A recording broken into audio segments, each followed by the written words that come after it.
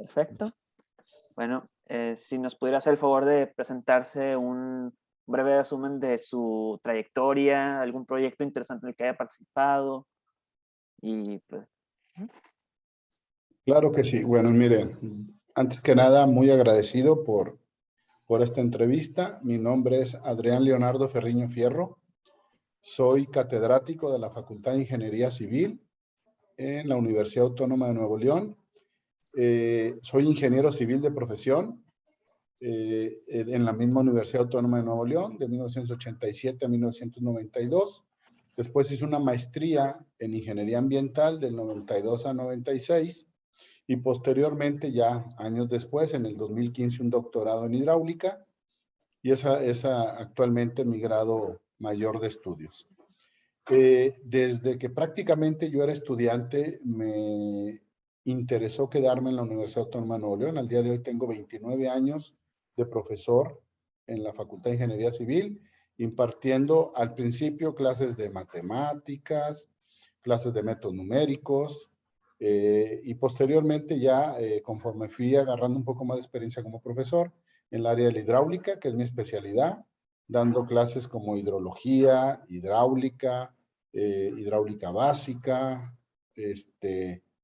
y bueno, actualmente también doy una clase en primer semestre en la licenciatura aquí en la Universidad de Nuevo León, que es Introducción a la Ingeniería Civil, que es prácticamente tratar de enamorar a los chavos de esta carrera, ¿verdad? En cuanto, esas es mis cuestiones académicas, en cuanto a trabajos, aquí el la Facultad de Ingeniería Civil tiene el Instituto de Ingeniería Civil. Consta de 14 departamentos, es decir, la ingeniería civil la tenemos dividida en 14 departamentos y el Instituto de Ingeniería Civil desde su nacimiento tiene tres ejes principales. Uno que es propiamente la academia. La mayoría de los que trabajamos en el Instituto de Ingeniería Civil somos profesores. La otra es la investigación. En el caso mío, yo pertenezco al Sistema Nacional de Investigadores de México y soy candidato investigador. Y bueno, eso nos da también otro rubro, que es hacer investigación aplicada, investigación de alto impacto. Vamos mucho a muchas partes del mundo a escuchar y a dar testimonio de nuestros proyectos. Y la tercera parte es el servicio al público. Yo prácticamente del año 2000 al 2012 fui jefe del departamento de hidráulica, uno de los 14 departamentos del Instituto de Ingeniería Civil. Ahí me tocaron proyectos, la verdad, muy hermosos, como diseñar la parte hidráulica, por ejemplo, del Paseo Santa Lucía, estar dentro de lo que es el diseño hidráulico del puente atirantado, ser el supervisor de toda la calidad de construcción de la presa Rompepicos. Prácticamente me tocó ser el encargado de toda la supervisión por parte del gobierno. El gobierno de Nuevo León hace un convenio de colaboración con la universidad a través de la Facultad de Ingeniería Civil y la facultad funciona en todos los sentidos como la supervisión de esas obras. Me ha tocado obras así igual, muchos diseños de drenajes pluviales de colonias o fraccionamientos, diseño de carreteras, autopistas. Nos ha tocado revisar bordos de protección, por ejemplo, en el río Bravo, para garantizar que en una creciente en el río Bravo no se desborde ni del lado americano ni del lado mexicano. También bordos en nuestra frontera sur en Chiapas, también con Guatemala, lo mismo, revisar que los bordos sobre los cauces, grandes cauces perennes, es decir, ríos que siempre llevan agua, en una creciente, en un huracán o demás, no se desborde, no se tenga problemas de inundación. Revisión de muchas presas, pequeños bordos de presas o muchas presas para la Comisión Nacional del Agua. Si se acuerdan, aquí en la zona metropolitana de Monterrey, en el 2010, el huracán Alex generó muchos daños.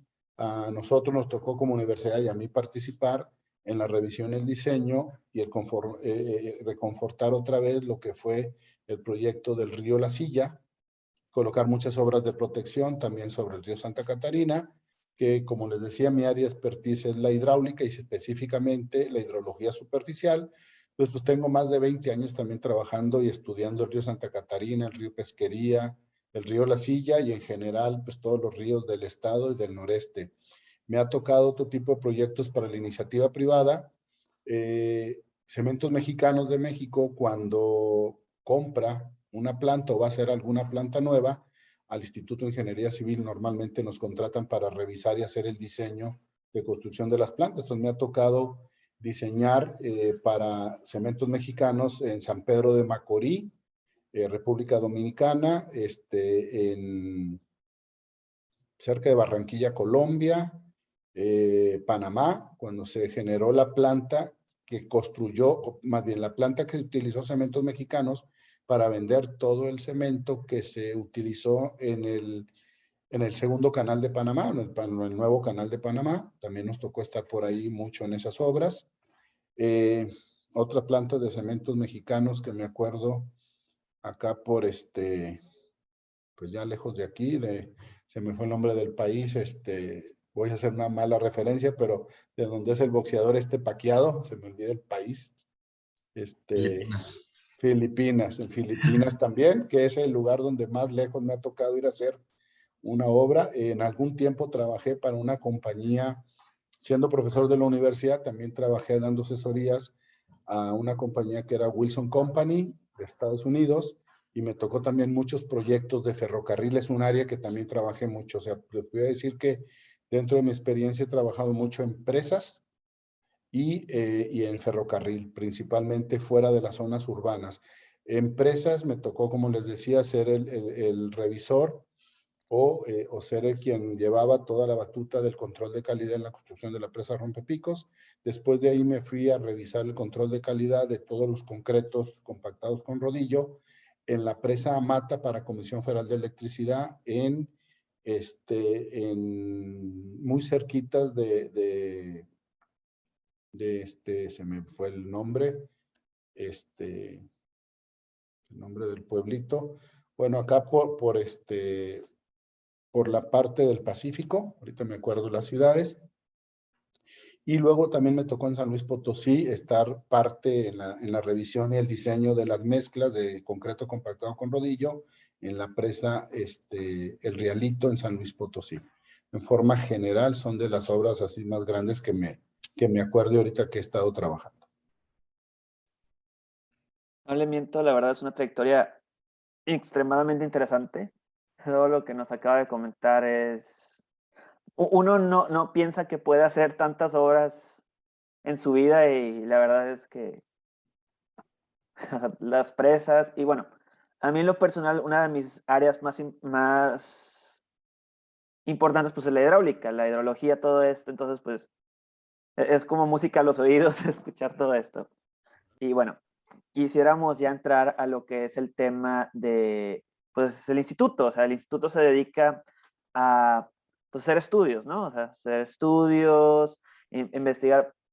Investigar en particular, ¿qué se dedica, por ejemplo, el Instituto de Ingeniería Civil, que no se dedique a otros institutos? O sea, por ejemplo, me comentaban que los estudios de impacto social, económico, se encargaba FACPIA, si mal no estoy enterado. Entonces, ¿de qué se encarga el Instituto de Ingeniería Civil y qué se encarga, por ejemplo, otros institutos? Ok, el Instituto de Ingeniería Civil, como les decía, tenemos la ingeniería en 14 departamentos. Los voy a ir nombrando. El departamento de topografía, el centro topografía, es un departamento pues, que hace todo lo que es la planimetría y altimetría de los terrenos. Después de ahí tenemos el Centro Internacional del Agua. Ahí es un proyecto, son proyectos pero enfocados más a la investigación, al buscar nuevas tecnologías para la aplicación de la ciencia en el agua. Y luego está el Departamento de Hidráulica, que es prácticamente resolver las problemáticas del agua para la sociedad. Drenajes sanitarios, drenajes pluviales, abastecimiento de agua, alcantarillado, diseño de presas y diseño de cualquier obra hidráulica. Voy a ir haciendo un corte. Viene después el departamento de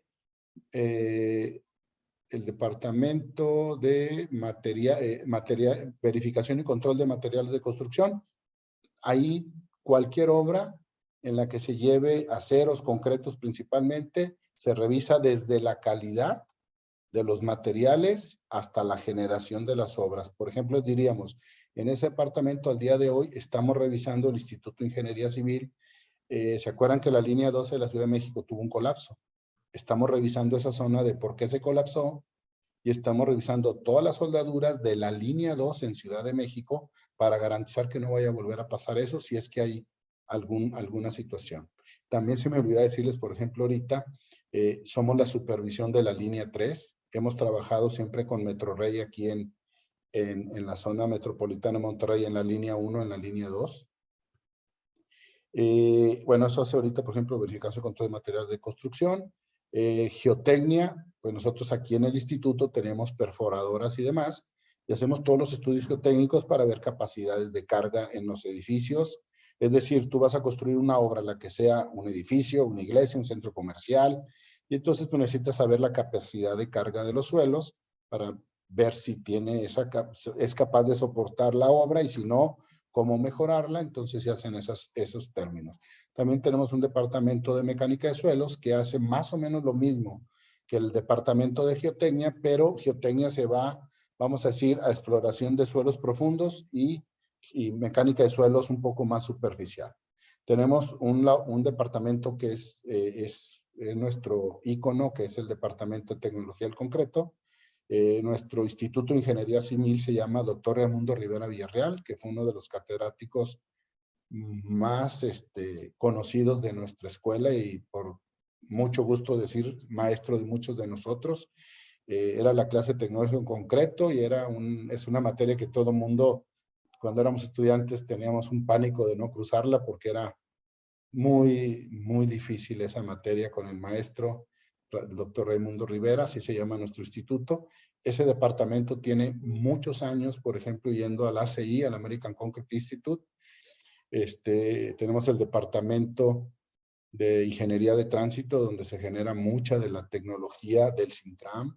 Tenemos el departamento de vías terrestres, donde se tiene mucho equipamiento para poder ver los nuevos materiales de construcción en carreteras, en vialidades, en asfaltos ligeros, flexibles. Tenemos un nuevo departamento, digo relativamente hay dos departamentos nuevos, uno es geomática, tenemos todo lo que es el enlace con drones, con todo lo que son drones y escáneres de terreno. Les diría yo que acabamos de terminar una revisión para la Comisión Nacional del Agua de nuestra presa El Cuchillo. Se tenía algunos problemas de que las compuertas se estaba viendo si se están deformando o no. Y entonces acabamos de hacer un estudio en el que con escáner y vehículos no tripulados o drones, generamos todo un modelo tridimensional y vamos a una segunda etapa de hacer toda la modelación estructural para ver esa deformabilidad, si es que lo tiene la presa y cómo poder corregirla. Tenemos un departamento demasiado exitoso de estructuras en el que al día diseñan desde una casa, o te diseñan una presa, te diseñan un edificio. La verdad que una de las situaciones en el instituto es que, como les puedo decir, cada uno de esos departamentos tenemos gente que se ha especializado, que ha hecho su maestría, sus doctorados, ya sea aquí en México, puede ser en la misma facultad de nosotros, en México, o en el extranjero. Entonces, como yo les decía, el instituto tiene esos tres ejes. Es la academia, se dan clases, y el instituto funciona como los laboratorios de los estudiantes, ya sea de licenciatura o de maestrías. La investigación, todos nosotros generamos investigaciones, hay muchos documentos, ustedes ponen Instituto de Ingeniería Civil en páginas de investigación, pues se van a dar cuenta que hay una red enorme de toda nuestra información. Bueno, pues ahora estudiamos los materiales desde el punto de vista físico, como nosotros estamos acostumbrados, ustedes ingenieros y yo, pero también ahora estamos viendo el estudio de los materiales desde su comportamiento, no nomás mecánico, sino también químico, inclusive biológico. Y con eso entonces, pues yo les diría que ese departamento nuevo de ecomateriales que le llamamos, por ejemplo, están determinando qué cosas no hacen en un instituto de ingeniería como el de la UNAM, no hace lo que nosotros hacemos. Tenemos gente que está ahorita tratando de hacer energías renovables, están sacándose energía del agua, del H2O, le están quitando el hidrógeno y el hidrógeno lo están tratando de hacer. Tenemos muchos ecomateriales donde ya trabajamos aquí nosotros nanopartículas. Entonces estamos generando que, por ejemplo, un material, revisando un material que sea un piso de una casa, que se le apliquen nanopartículas aquí y que, por ejemplo, garanticemos que no vaya a tener hongos. Y si eso lo ponemos en los baños o demás, pues tenemos un material que evita ese tipo de situaciones. O podemos hacer a un material, agregarle condiciones para que sean térmicas. Entonces, creo que de las cosas, para regresar a un punto y no irme por la tangente, que hace el Instituto de Ingeniería Civil, hace la ingeniería tradicional, y al día de hoy, en los últimos 10 años, lo he estado mezclando con cosas de química, con cosas de geomática y con cosas de invenciones que no son tradicionales de ingeniería, pero que en conjunto nos ha hecho mejorar, al final de cuentas, muchos de los procedimientos constructivos, mejorar materiales o mejorar la construcción propiamente. No sé si con eso te contesto, Ángel y Chávez. Sí, doctor, a la perfección.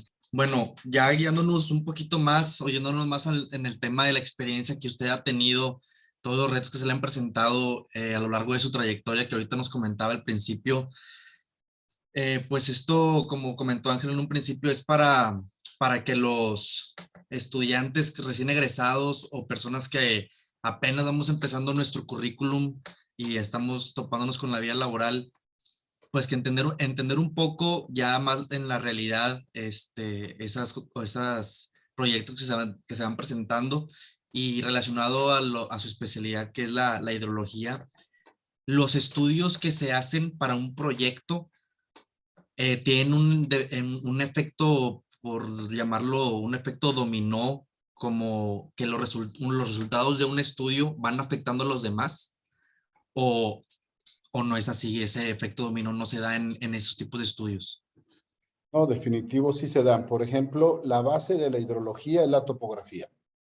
Entonces, alguien hace una topografía, vamos a pensar ahorita, alguien quiere urbanizar un terreno nuevo, bueno, un terreno virgen, y quieren hacer un fraccionamiento, un centro industrial, un centro comercial. Entonces, lo primero sería como los análisis hidrológicos, en este caso análisis hidrológicos superficiales, externo al predio y interno al predio. Externo al predio, lo que tenemos que determinar es por dónde a ese predio le va a llegar agua, en este caso hablando de agua de lluvia, y cómo vamos a generar nosotros las condiciones para que esa agua, cuando llegue, no genere afectaciones.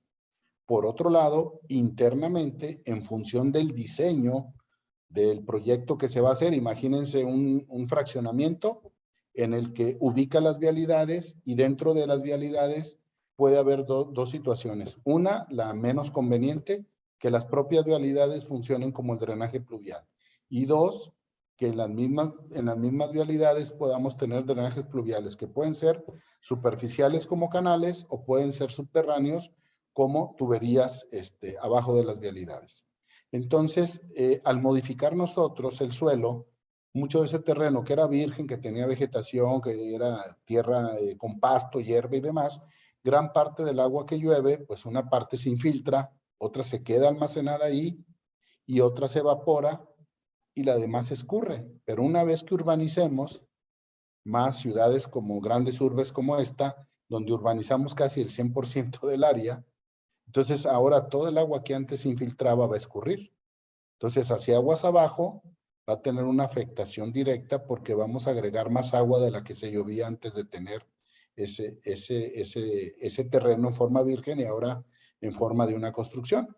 Entonces, ese efecto dominó que ustedes dicen, un mal cálculo, pues puede generar que hacia aguas abajo, alguna zona que no se inundaba ahora se inunde, o que desviemos arroyos, que antes un arroyo vamos a pensar que iba de la calle 1 a la calle 3, y ahora nosotros lo desviamos de la calle 1 por la calle 2.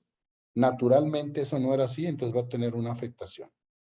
Si la topografía está equivocada y no se revisa en campo, pues entonces empieza ese efecto dominó. Si nosotros nos equivocamos vamos a pensar un drenaje pluvial, en el tamaño de esas obras, un canal superficial a base no sé, de revestimiento de concreto en una geometría rectangular o triangular, y no tiene la capacidad, pues entonces nosotros vamos a estar generando inundaciones en el mismo predio. Entonces, esas son afectaciones directas. Si nosotros no calculamos bien las descargas de esos pluviales y se están descargando a obras existentes, por ejemplo, a una vialidad, que se descargue una vialidad y se esté descargando con una velocidad excesiva, va a generar erosiones en las vialidades aguas abajo.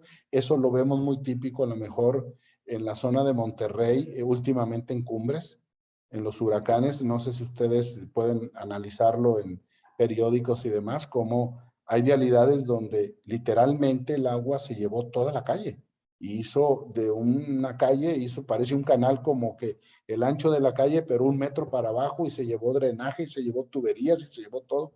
¿Por qué? Pues por un mal diseño de los drenajes pluviales que no tuvieron la capacidad, y entonces el agua se fue superficial a velocidades excesivas.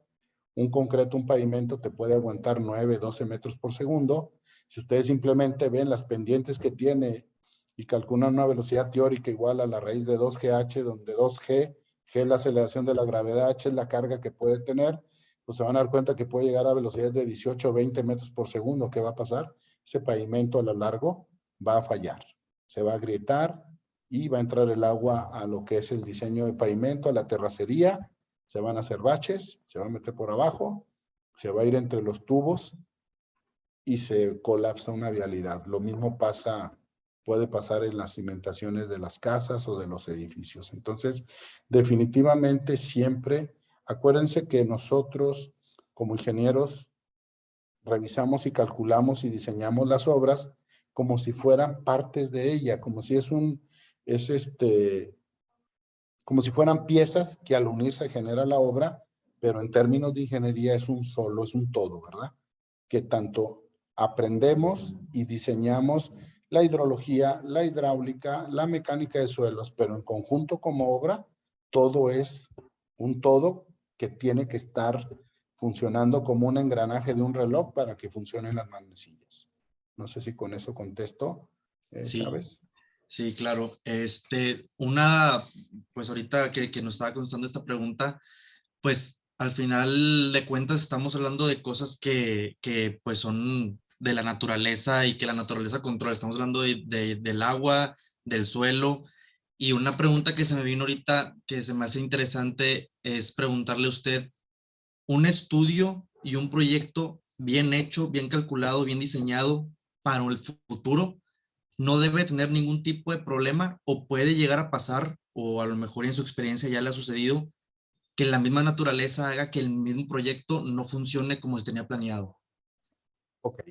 En el caso específico de la hidráulica y de la hidrología, nadie te puede garantizar que mañana va a llover, y menos decirte cuánto va a llover. Entonces aquí entra la ciencia de la estadística.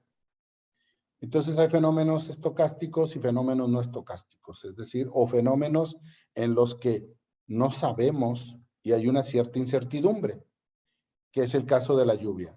O sea, ahorita podemos ver que se empieza a nublar y dices, híjole, va a llover. Pues sí, eso es obvio.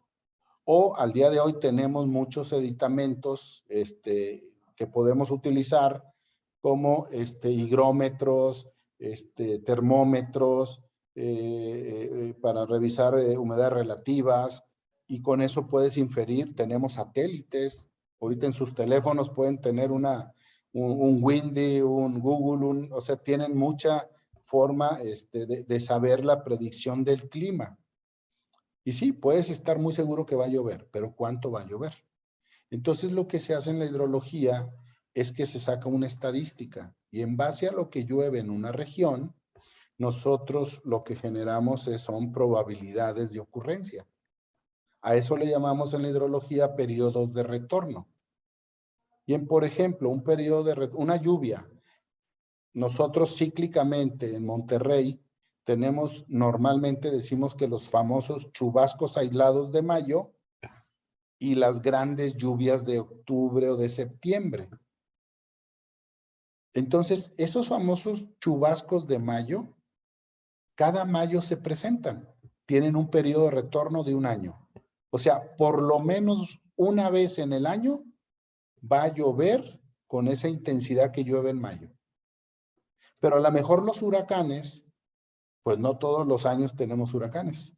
Por ejemplo, más o menos aquí en Monterrey, la estadística marca que más o menos cada 20 años tenemos un huracán de gran magnitud en esta región.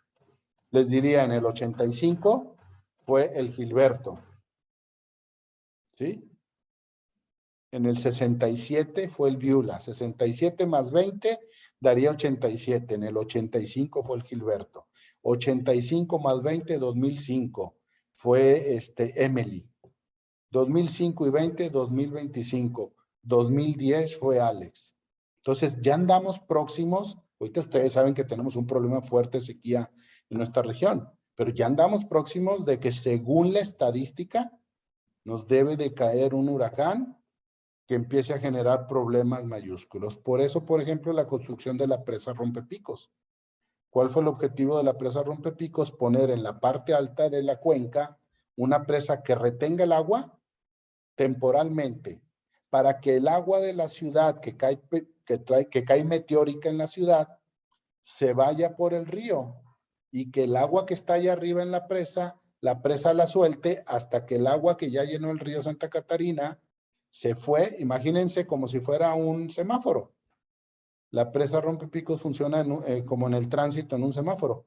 Te pongo a ti en rojo para que los que están en la calle se vayan desplazando. Y ya que se desplazaron, pongo el semáforo en verde para que tú te desplaces, pero no te unes con ellos. Y genera un tráfico continuo. Y no genera daños, no genera intersecciones colapsadas y demás. Es más o menos lo mismo. Estamos hablando en tránsito de un flujo vehicular. Estamos hablando en la hidrología superficial de un flujo de agua. Las dos cosas son flujos. Al final de cuentas, son fenómenos muy iguales y si ven las ecuaciones que utilizamos, son muy semejantes. Entonces, ¿qué les diría? Sí, definitivamente las obras se generan normalmente en la hidráulica, por ejemplo, pluvial. En las zonas urbanas, como Monterrey, se diseña un drenaje pluvial con un periodo de retorno de 50 años. ¿Qué es eso? Que ese drenaje pluvial va a ser capaz de soportar lluvias que se presenten por lo menos una vez cada 50 años. Entre mayor sea el periodo de retorno, cada vez es menos la probabilidad de que caiga esa lluvia, pero el día que viene cada vez es más fuerte, más grande. Las presas, por ejemplo, se diseñan para un periodo de retorno de 10,000 años.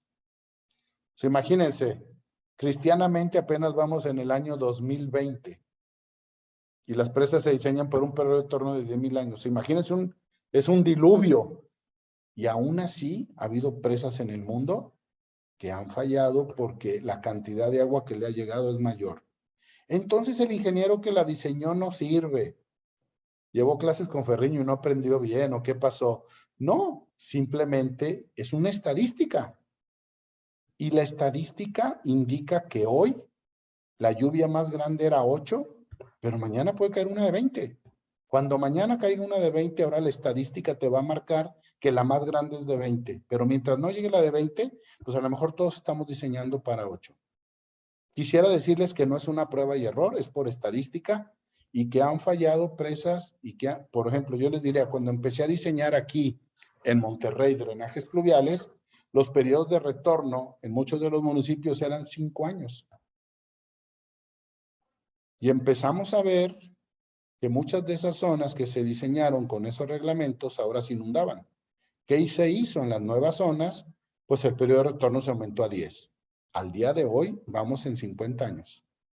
Y vivimos en una zona semidesértica. No estamos en Chiapas, no estamos en Tabasco. No sé si han ido a Tabasco. A mí me ha tocado, las inundaciones aquí con nosotros son súbitas. ¿Qué es eso? Hoy empieza a llover. En 8 o 10 horas nos llega el agua hasta la nariz. No sabemos qué hacer. Y 6 horas después tenemos una sed enorme porque ya salió el sol y ya no hay agua en ningún lado. En 15 o 18 horas, Monterrey se inunda y Monterrey se queda seco. Tabasco. Un día, 1 centímetro. 2 días, 2 centímetros. 3 días, 3 centímetros. No, hombre, pues 3 centímetros. 40 días, 40 centímetros. Y no ves para cuándo deje de llover. Y así te vas. Entonces, ese tipo de inundaciones es desesperante porque imagínense ustedes, vas viendo que va subiendo, subiendo, subiendo, subiendo, subiendo, subiendo, subiendo, subiendo, subiendo, y no ves para cuándo.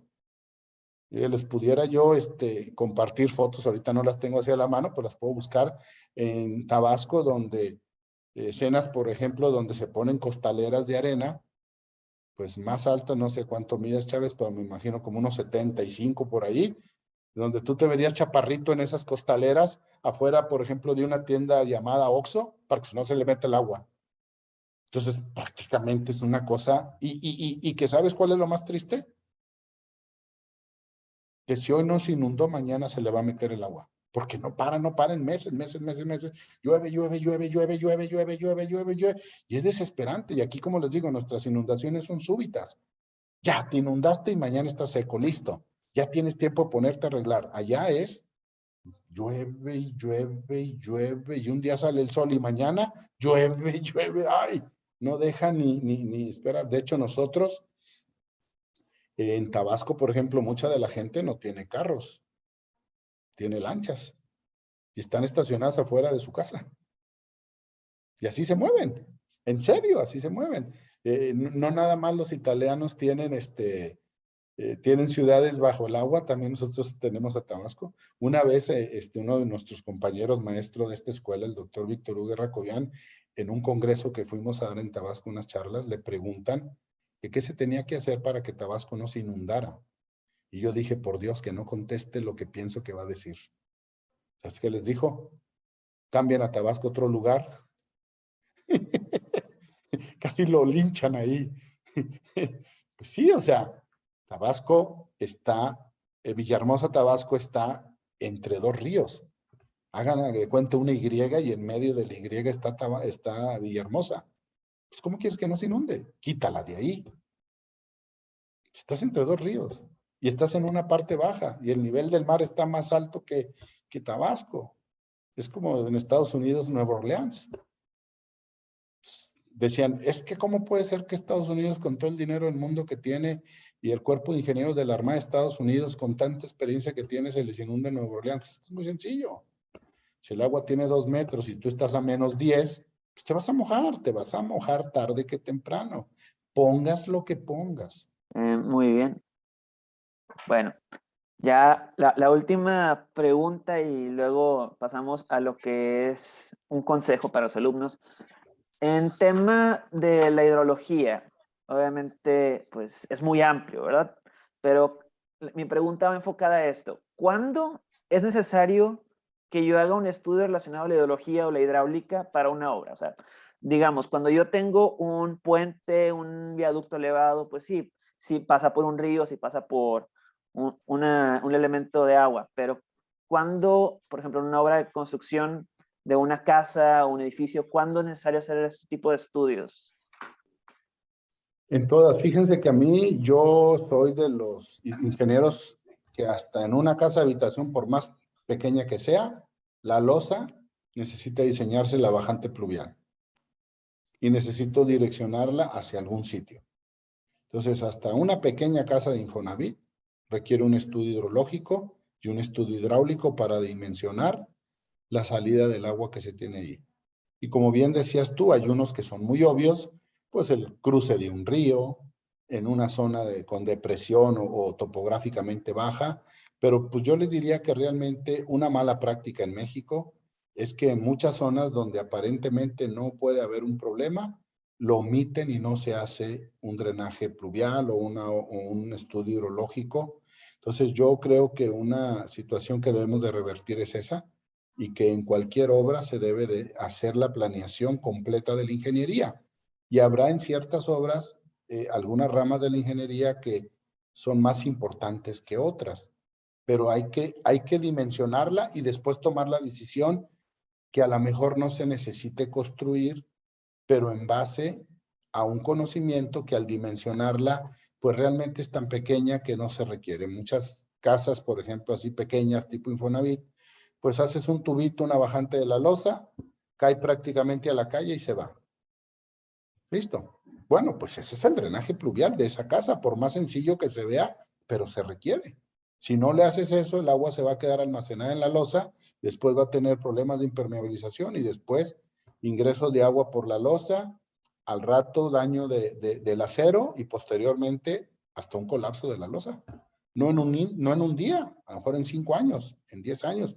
Pero bueno, esa obra se supone que el concreto cada día se hace más fuerte, entonces, en teoría, una obra hecha en concreto, pues cada vez debería de durar más, sería eterna.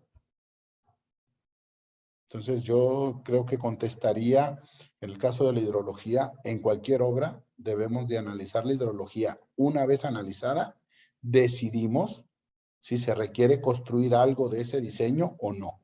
Y no necesariamente se va a requerir siempre, pero creo que el diseño sí se requiere revisarlo. Perfecto, Excelente. doctor. Ahora sí, para finalizar esta entrevista, que pues estamos muy contentos de que nos haya podido recibir ya un poco de su tiempo para poder atendernos a nosotros. Vemos ahorita lo que está pasando con la presa. A lo mejor nosotros entendemos un poquito más de lo que está sucediendo porque pues lo vemos en la escuela, lo entendemos, sabemos estudiarlo, pero hay personas que simplemente ven la presa, ven que está vacía, se asustan, les da pánico y quieren ir a recoger la basura, que pues está bien, todos deberíamos hacerlo, pero no saben en realidad lo que está sucediendo ahorita en Monterrey ni qué nos espera en estos días. Ahorita que estamos grabándolo en 4 de marzo del 2022, a lo mejor y en un año vemos esto y nos reímos porque dijimos, estaba así que nos asustamos, pero al día siguiente ya llovió todo. Entonces, ¿qué nos podría decir qué está pasando ahorita en Monterrey y por qué está pasando así en palabras sencillas para que cualquiera pueda entenderlo? ¿Qué soluciones podría haber? ¿Y qué consejos le da a nosotros los jóvenes que vamos a empezar a salir a la vida laboral y que nos vamos a topar con ese tipo de retos de una ciudad de concreto, que como decía Guillermo Martínez, pues no hay pulmones en la ciudad, o sea, no hay áreas verdes, no hay nada, todo se lo han acabado poco a poco, y que nosotros nos salgamos de la escuela y toparnos con esto, cómo puede revertirlo para poder, pues ahora sí que ver las ciudades de primer mundo y que no le pillan nada a Monterrey. Bueno, yo creo que históricamente también han escuchado de ingenieros y de gente de mi edad, de estas generaciones, siempre han escuchado la planeación. Y la planeación es básica. Pero el problema es que muchas veces estas generaciones, mi generación y anteriores, hemos planeado en papel, pero no lo hemos ejecutado en la vida real. Cuando ustedes jóvenes estén egresados, algo de lo que tienen que aprender a revertir de lo que hemos hecho mal nosotros, tenemos primero que aceptarlo y ustedes visualizarlo de esa forma, es que la planeación no se debe quedar en un plano o en un papel como ingeniero. Se debe de generar como esté planeado. Y en el momento de la ejecución, si algo hace que no se pueda construir como se planeó, se tiene que volver a la planeación, modificar la planeación y volver a la construcción. No construir en el camino. Muchas de nuestras grandes obras se han construido en el camino, sin proyectos. No hay proyecto definitivo. Entonces, ¿cómo puedes solucionar o cómo puedes esperar una obra de calidad si prácticamente vas con los ojos cerrados y vas en el camino generándolo? ¿Cómo quieres que una obra de $1 termine en $1 si en el camino tienes que hacer muchas cosas que no planeaste? Entonces una obra de $1 termina valiendo 5. Y no necesariamente siempre culpamos al político de que se robó una obra de $1, valió 5, se robó 4. No necesariamente.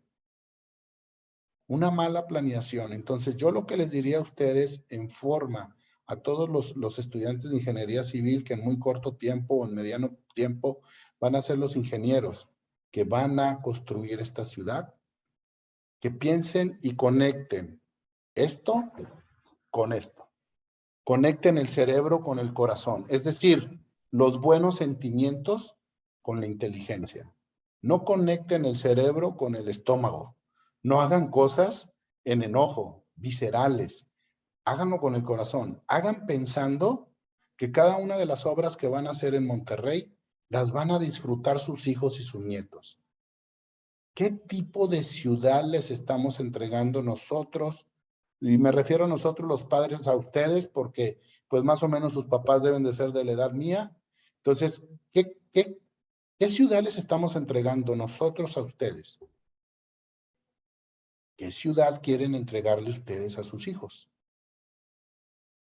Si nosotros pensamos en dejarle una ciudad a nuestros hijos, creo que van a revertir muchas cosas. Porque no creo que nadie le quiera dejar a sus hijos problemas. Y nosotros no les hemos dejado problemas necesariamente por ser malos padres. Simplemente nos ha fallado la planeación. La hemos dejado en papel y cuando la tenemos que ejecutar del papel a la vida real, ahí nos hemos atorado. Desatoren ustedes, ingenieros, esa parte. Jóvenes, desatórenlo y les puedo asegurar que van a revertir muchos de los problemas de esta ciudad y del país. Esta ciudad, a pesar de todo eso, es una punta de flecha y es un ejemplo para muchas partes del mundo, no nada más de nuestro país. Por eso yo les decía, también hay muchas cosas buenas. Bueno, las buenas prácticas que estas generaciones de la mía y anteriores hemos hecho, no la abandonen. Sigan haciéndolo y mejórenlo. Recuerden que ustedes deben de vivir en una calidad continua y en una educación continua. Diario aprender y diario mejorar. El día que alguien crea que ya terminó de hacer las cosas bien, empieza la debacle de la calidad. Empiezas a fallar. Y eso lo ha dicho la historia, no lo digo yo. Entonces yo les diría de esta charla, el mejor consejo que les puedo dar no es de hidrología. Cuiden su salud y sean felices. Si logran eso en la vida, les puedo asegurar que van a ser de los ingenieros más exitosos, por lo menos en esta ciudad. Y van a ser reconocidos primero como grandes personas, íconos a seguir, porque se cuidan, y si ustedes se cuidan, cuidan a los demás. Y al cuidar a los demás, ahí va implícita la ingeniería.